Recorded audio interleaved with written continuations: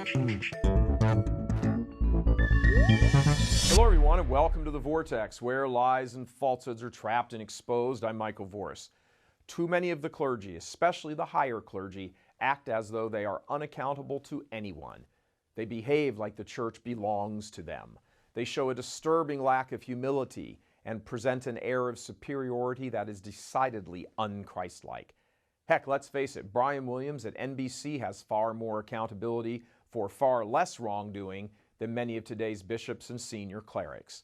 For example, the various bishops who supposedly oversee affairs at Catholic Relief Services have kept mum on the issue of an open homosexual in a sodomite marriage being one of the top dogs there.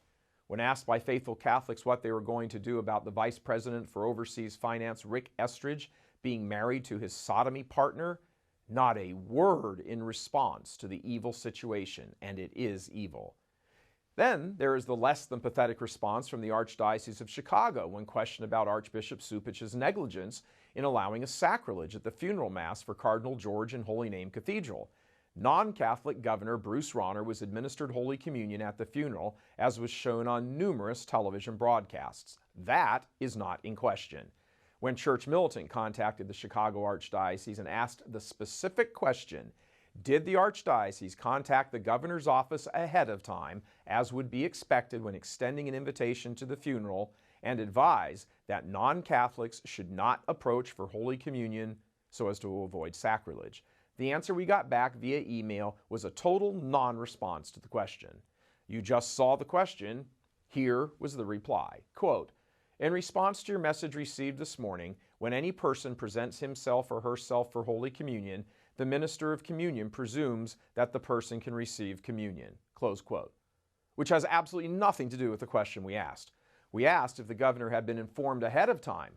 The Archdiocese talked about the minister distributing Holy Communion, a total deflection. Then there is, of course, the master of deflection, Cardinal Timothy Dolan of New York, who completely sidestepped the very serious question posed to him by Church Militant at the St. Patrick's Day parade about him leading a parade with active open sodomites in it.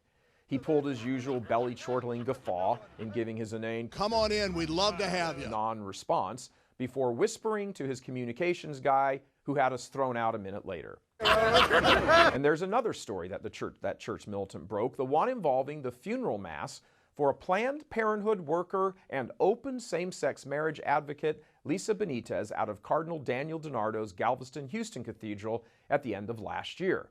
When Church Militant contacted them, we got first a promise to get back to us, and then eventually nothing, stonewalling. We highlight these four rather high-profile cases originally uncovered by Church Militant to show you the state of affairs in the church these days. And all these have happened in a span of just 3 months, essentially. Too many leaders feel beholden to absolutely no one or anything except their own career ambitions and ideologies. These are all public cases, very public cases. Their silence, stonewalling, and deflecting have nothing to do with prudence or confessional matter or anything of the kind. These things are all well known, and yet they continue to behave as though they have done nothing wrong and owe no one an explanation of any kind or any sort. When bishops act like this, what they're doing is continuing to contribute to a general demoralizing of the Catholic faithful, a weakening of the faith of those with sensitive or weak faiths, and setting the stage for the next generation of bishops who follow behind them to not be able to recover from the damage that they have inflicted on the church, that they are inflicting. The actions of these men, these successors of the apostles, are doing great harm to the church, and they need to come clean on their actions, or they need to resign. They need to stand up and admit their many and grievous errors and mistakes, ask for forgiveness for their sins against the faith, for that is what we are talking about at the end of the day, and be willing to resign their offices. They run the church like it's a business, and they are the CEO. This has got to stop. When they speak in union with the Pope on matters of faith and morals in line with the magisterium, then they need to be listened to. When they speak on any other matter, unrelated to the faith, illegal immigration, global warming nonsense, financial pleas to help prop up their tottering businesses and so forth, they speak with no other authority than the duplicitous doublespeak they offer in the earlier examples and should be challenged. Our blessed Lord himself demanded of his apostles that they not lord their authority over the governed.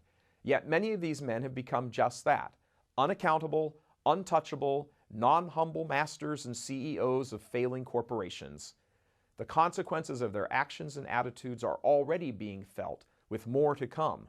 In between various moments of deserting the sheep for worldly gain and political compromise, they are busy closing down parishes, closing down parish schools, combining seminaries, and staying mute on the reality of the church in the West in full retreat on every front. They are in many ways captains of the Titanic, and they shouldn't spend too much time looking for lifeboats. If they continue on their current paths, it's abundantly clear they will be going down with their ships. But the saddest reality is that many others will drown because of them. This is why the internet, the faithful Catholic internet, is such a great blessing from the Sacred Heart of our Lord. The faithful Catholic social media is the accountability software for the church these days.